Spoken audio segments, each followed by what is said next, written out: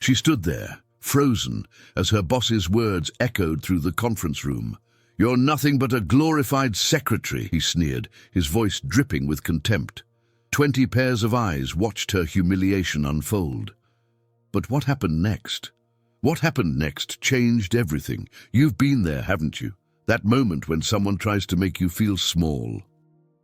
When they use their power to crush your spirit. When they think your kindness is weakness. Sarah had worked at that company for 3 years. 3 years of arriving early, staying late, fixing everyone else's mistakes. 3 years of being told she wasn't management material. 3 years of watching less qualified people get promoted over her. But here's the thing about humiliation. It either breaks you or it reveals who you really are. The conference room was silent. Her boss, Marcus, was still talking, still tearing apart her presentation. "This is why we don't let support staff handle real projects," he said, getting laughs from his favorites. Sarah's hands were shaking, not from fear, from something else entirely. You see, what Marcus didn't know was that the director was watching, not just watching the meeting, watching everything, for months. Sometimes the universe has a funny way of delivering justice. Sometimes it comes when you least expect it. Sometimes it comes in the form of 3 simple words that change everything. Sarah had 2 choices in that moment. She could crumble or she could stand. What would you do? What would you do when everything you've worked for is being torn apart in front of everyone? She chose to stand. She chose to speak. And when she did, the room would never be the same. Because sometimes, just sometimes, the person being humiliated isn't the one who should be worried. The director had been standing in the doorway for 10 minutes. 10 minutes of watching Marcus destroy not just Sarah's presentation, but her dignity. 10 minutes of seeing what really happened when he wasn't around. You know what's interesting about bullies? They always pick their moments. They always wait until they think no one important is watching. They always underestimate the quiet ones. Sarah's presentation was actually brilliant.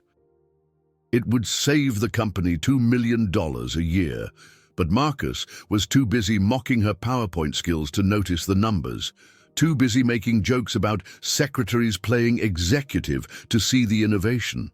"Maybe stick to answering phones," Marcus said, his cronies chuckling. "Leave the thinking to those of us with actual degrees from real schools." That's when Sarah's voice cut through the laughter. Clear, steady, unshaking. "You're right, Marcus. I don't have a degree from Harvard like you." She paused, letting the words hang in the air. "I have something better. I have results." The room went cold. Marcus's face flushed red. But Sarah wasn't done. If you've ever been underestimated, you know this feeling. The moment when you decide enough is enough. The moment when you stop asking for permission to be excellent. While you were taking 3-hour lunches, I was analyzing our supply chain inefficiencies. While you were golfing with clients who haven't ordered in 2 years, I was finding ways to cut costs without cutting jobs. Marcus stood up, his chair scraping against the floor.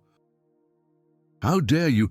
How dare I what? Do your job? If this story resonates with you, if you've ever been overlooked or undervalued, hit that subscribe button, because sometimes the best revenge isn't revenge at all, it's excellence." The director stepped into the room. Everyone turned, and Marcus's face went from red to white in exactly 2 seconds. "Please, Sarah," the director said quietly. "Continue your presentation. I'm very interested in these $2 million in savings." Power is a funny thing. One moment you have it, the next moment it has you. Marcus was about to learn this lesson in the most public way possible. The director, James Morrison, wasn't just any executive. He was the kind of leader who built the company from nothing. The kind who knew every employee's name, every process, every detail, the kind who valued results over resumes. "Actually," Morrison said, walking to the front of the room, "I've been monitoring this situation for quite some time." You could hear a pin drop. 20 professionals, and not one of them dared to breathe. Sarah stood there, her presentation still glowing on the screen behind her. $2 million in savings. Documented, proven, ready to implement. While Marcus had been playing politics, she had been playing chess. "Marcus," Morrison continued, his voice calm but cutting, "can you tell me why you rejected Sarah's cost-saving proposal last month? The one that would have prevented the layoffs in manufacturing?" Marcus's mouth opened and closed like a fish out of water. I never saw any proposal." "Really?" Morrison pulled out his phone. "Because I have an email here where you told her, and I quote, 'Don't waste my time with your little ideas. Stick to what you know.' This is what happens when arrogance meets accountability. This is what happens when the universe decides to balance the scales. You've seen it, haven't you? Those moments when someone's true character is revealed not in their words, but in their silence." "Sarah," Morrison turned to her, "how many of your proposals has Marcus rejected without review?" 17, sir. 17. Morrison let that number hang in the air like a verdict. And how much could those 17 proposals have saved us? "Approximately $8.3 million over 2 years. The room gasped. 8.3 million. Rejected, ignored, dismissed, all because of ego. But here's the thing about truth. It doesn't need to shout, it doesn't need to argue, it just needs to be heard. Marcus tried to regain control. That's what people do when they feel their power slipping away. They grasp, they blame, they deflect. Sir, you don't understand. She doesn't have the experience. Experience, Morrison's eyebrow raised. Tell me, Marcus, what exactly have you accomplished in your 5 years as department head? The silence was deafening. You know why? Because everyone in that room knew the answer. They'd all covered for Marcus. They'd all done his work while he took the credit. I've maintained departmental stability. You've maintained your golf handicap. Morrison's words cut like a blade. Meanwhile, Sarah here has been doing your job and hers, without recognition, without compensation, without complaint. This is the moment. This is the moment when everything changes, when merit finally matters more than politics. Sarah didn't smile. She didn't gloat. She just stood there, dignified, professional. That's what real strength looks like, not in the humiliation of others, but in the quiet confidence of knowing your worth. I have a question for this room, Morrison said, scanning the faces. How many of you have had your ideas shot down by Marcus? Raise your hands. One by one, hands went up. 15 out of 20. 15 talented professionals silenced by one man's ego. You see what happens when fear rules a workplace? Innovation dies, talent leaves, companies fail. And how many of you have gone to Sarah for help when Marcus was unavailable? The same 15 hands stayed up. Some people even raised both hands. If you're watching this and you've ever felt invisible in your workplace, if you've ever had your contributions ignored, remember this moment. Share this video with someone who needs to hear it, because sometimes recognition comes when you least expect it. Morrison nodded slowly. Sarah, do you still have those 17 proposals? Yes, sir. Every one of them. With implementation plans and projected ROI. Good, because you're going to need them in your new position. The room held its breath. Marcus's face had gone from white to green. What new position? Sarah asked quietly. Morrison smiled for the first time. His. You can't be serious, Marcus exploded, finally finding his voice. She's just a what? Morrison's voice was ice. Just the person who's been keeping this department afloat? Just the one who prevented 40 layoffs with her efficiency recommendations? Just the employee who arrives first and leaves last every single day? You know what's beautiful about truth? It doesn't discriminate. It doesn't care about your title or your connections. It just is. Sarah's mind was racing. 3 years of being overlooked. 3 years of being told she wasn't ready. 3 years of doing the work without the recognition. And now, in one moment, everything was changing. Marcus, you're terminated. Effective immediately. Morrison didn't even look at him. Security will escort you to collect your belongings. The cronies who had been laughing just minutes ago suddenly found their shoes very interesting. Funny how quickly the tide turns when accountability enters the room. This is wrongful termination. I'll sue. Go ahead. Morrison pulled out a folder. I have documented evidence of gross incompetence, workplace bullying, and discrimination. 17 rejected proposals that cost us millions. 43 harassment complaints that you buried. 216 days of client meetings that were actually golf games. Every word was a nail in the coffin of Marcus's career. But this isn't just about justice. It's about what happens next. Sarah stood there, processing.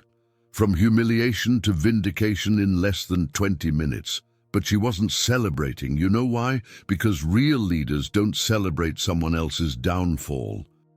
They focus on building up. I need an answer, Sarah, Morrison said gently. Will you take the position? The room waited. 20 professionals who had just witnessed a complete reversal of power. 20 people wondering if the new boss would be better than the old boss.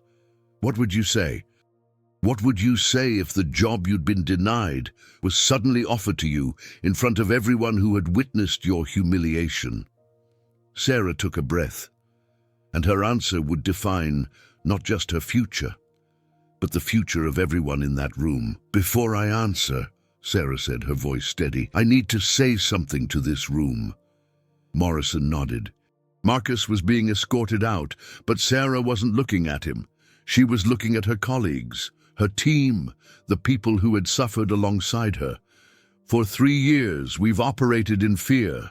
Fear of speaking up, fear of sharing ideas, fear of being ourselves. She paused, making eye contact with each person. That ends today. You see what real leadership looks like? It's not about power over others. It's about power with others. If I take this position, things change. Every idea gets heard. Every person gets respected. Every contribution gets recognized. Her voice grew stronger. We have brilliant people in this room. People whose talents have been suppressed. People whose voices have been silenced. Jennifer from accounting was crying. She'd been Marcus's favorite target after Sarah. David from logistics was nodding, remembering all his rejected efficiency proposals. I've watched each of you sacrifice your creativity on the altar of someone else's ego. I've seen innovations die because they didn't come from the right person. That's not leadership. That's insecurity dressed up in a suit. This is the moment when everything shifts, when a workplace transforms from a hierarchy of fear to a community of purpose. So yes, Mr. Morrison, I'll take the position, but only if we do this right. Morrison leaned forward. What does right mean to you? It means we implement all 17 proposals, but as a team. It means the people who've been carrying this department get the recognition they deserve. It means we stop managing and start leading. The room erupted, not in forced corporate applause, but in genuine relief, in hope, in the kind of energy that comes when people finally believe things can change. But Sarah wasn't done, because real change requires more than words. It requires action. Starting tomorrow, we restructure, not based on seniority or degrees, but on merit, on contribution, on results. Morrison was smiling now, really smiling. This is why I've been watching you, Sarah. You don't just see problems, you see solutions. You don't just want success for yourself, you want it for everyone. How often do we see this? How often does the person who was pushed down reach back to pull others up? 6 months later, the transformation was undeniable. The department that had been hemorrhaging talent was now the most sought-after division in the company. The team that had been paralyzed by fear was now driving innovation across every sector. But let's go back to that first day, Sarah's first day as department head.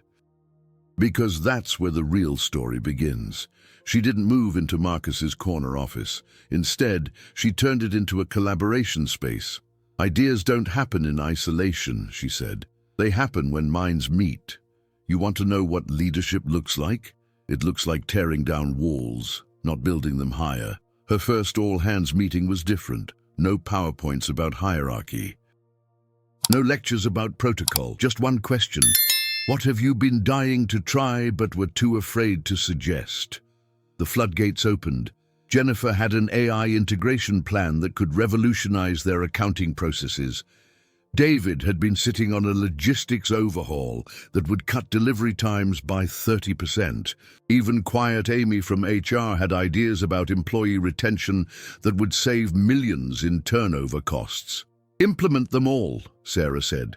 Form teams, cross-departmental, no silos, no territories, just results. But here's where it gets interesting. 3 weeks into her new role, Marcus tried to poach half the team for his new job at a competitor. He offered them 50% raises, corner offices, everything he thought mattered. Not one person left, not one. If this story is inspiring you, if you believe that workplaces can be more than just places where dreams go to die, subscribe to this channel. Share this video with someone who needs to remember their worth, because sometimes the best revenge is massive success. The numbers started rolling in. First month, 300,000 in savings. Second month, $500,000. By month 6, they had exceeded the $2 million projection. But the real victory wasn't in the numbers. It was in the people. Jennifer got promoted to lead the AI division. David became VP of Operations. Amy revolutionized their entire HR approach and was headhunted by 3 Fortune 500 companies. She stayed. You know why she stayed? Because for the first time in her career, she wasn't just an employee. She was a valued partner in something bigger than herself. The ripple effects went beyond the department. Other divisions started asking questions. How did the lowest performing team become the highest? How did the department with the most turnover suddenly have a waiting list of internal transfers? Morrison called Sarah into his office, but this time it wasn't about problems. It was about possibilities. I want you to present to the board, he said. Tell them what you did. Tell them how you did it. Tell them why it worked. You see what happens when you give people permission to be excellent. They don't just meet expectations, they shatter them. The boardroom was intimidating. 12 executives who'd been running companies since before Sarah was born, but she wasn't the same person who'd been humiliated in that conference room. She was someone who'd proven that respect beats fear every single time. Ladies and gentlemen, she began, I'm not here to talk about numbers, though the numbers are impressive. I'm here to talk about why we've been doing business wrong for decades. Bold. Yes. Necessary. Absolutely. We've been operating on a fundamental misconception that power comes from pushing others down, that leadership means having all the answers, that success requires sacrificing humanity. The board members shifted in their seats, some uncomfortable, some intrigued. 6 months ago, I watched a man destroy 17 ideas that could have saved us millions, not because the ideas were bad, but because they didn't come from him. How much genius have we wasted in this company? How much innovation have we killed in the name of ego? She clicked to her first slide. It wasn't about profits, it was about people, photos of her team, their achievements, their innovations, their joy. This is Jennifer.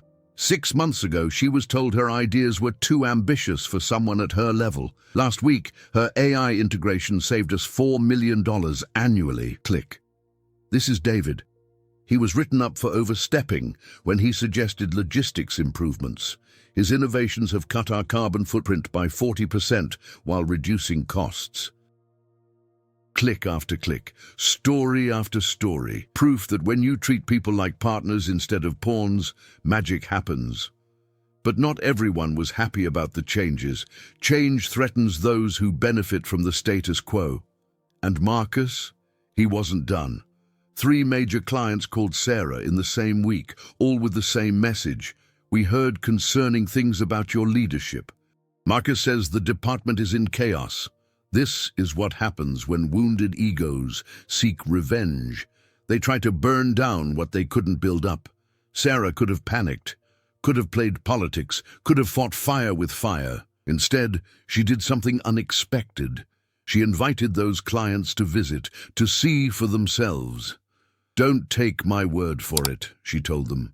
"Come see what we're building." The first client arrived skeptical. Marcus had filled his head with stories of inexperience and instability.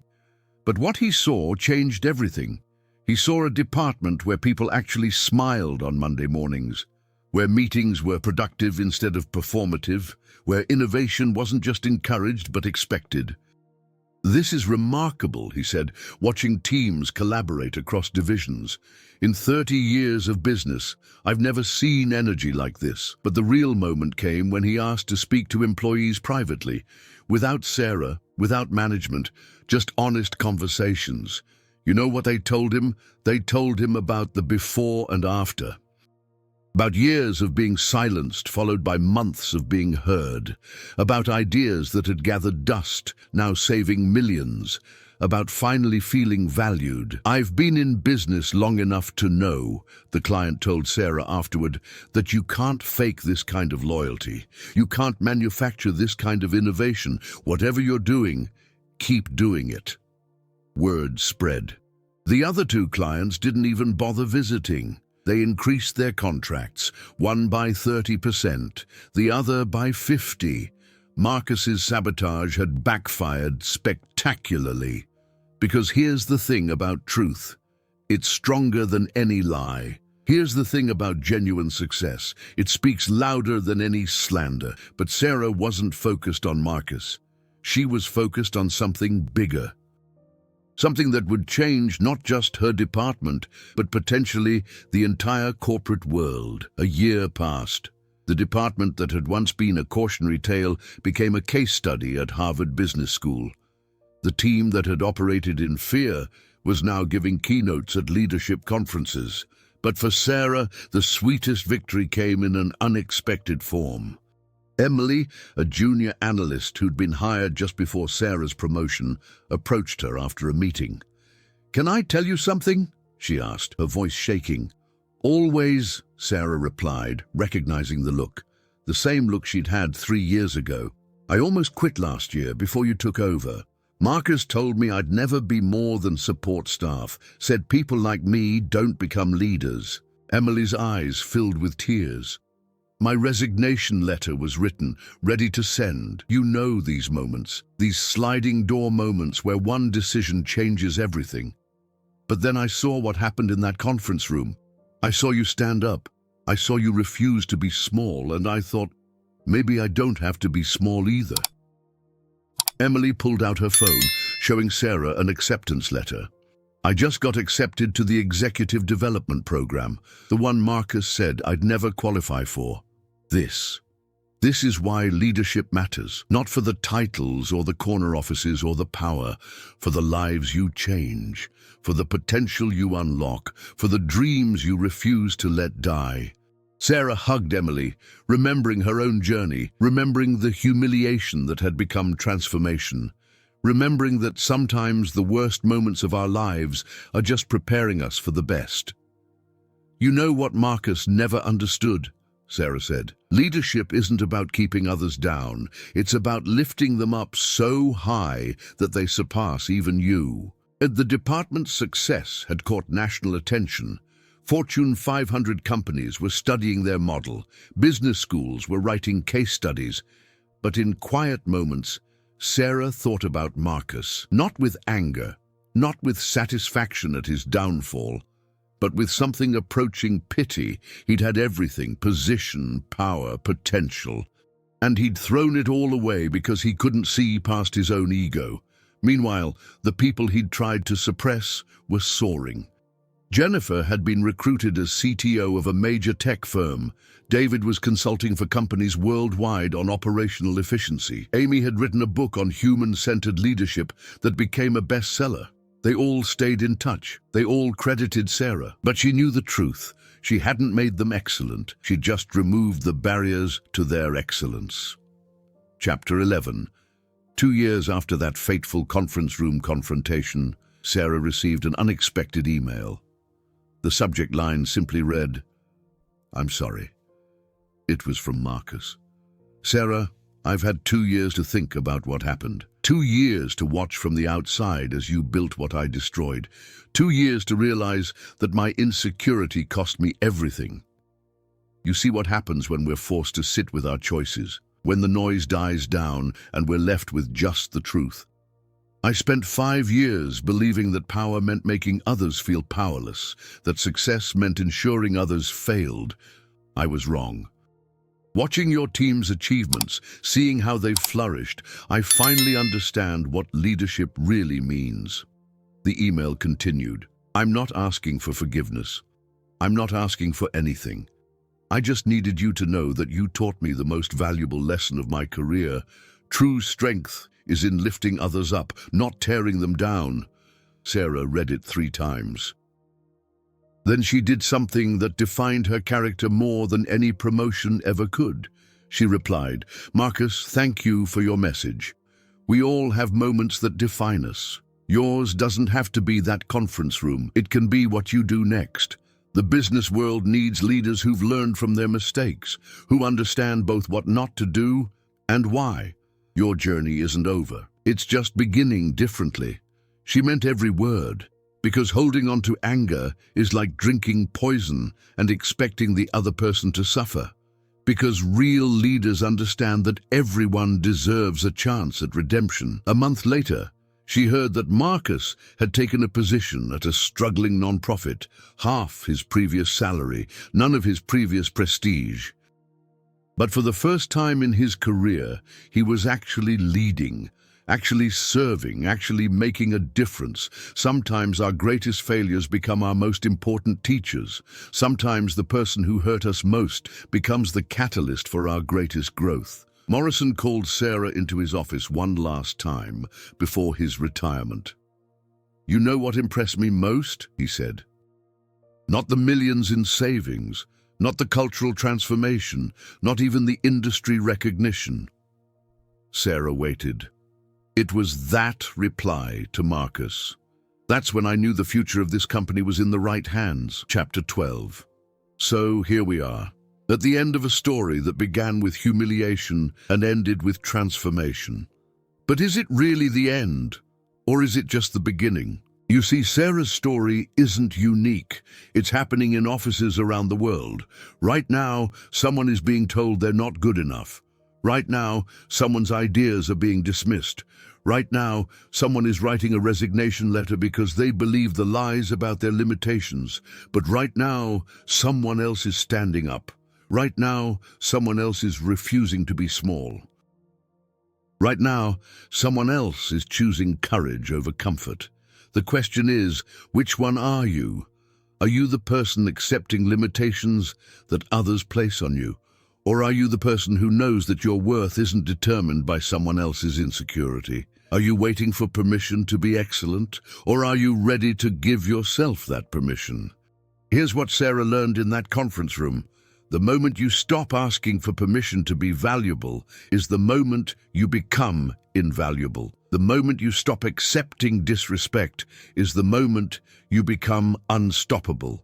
Your ideas matter, your contributions count, your voice deserves to be heard, not because someone in power says so, but because you exist, because you have something unique to offer, because the world needs what you have to give.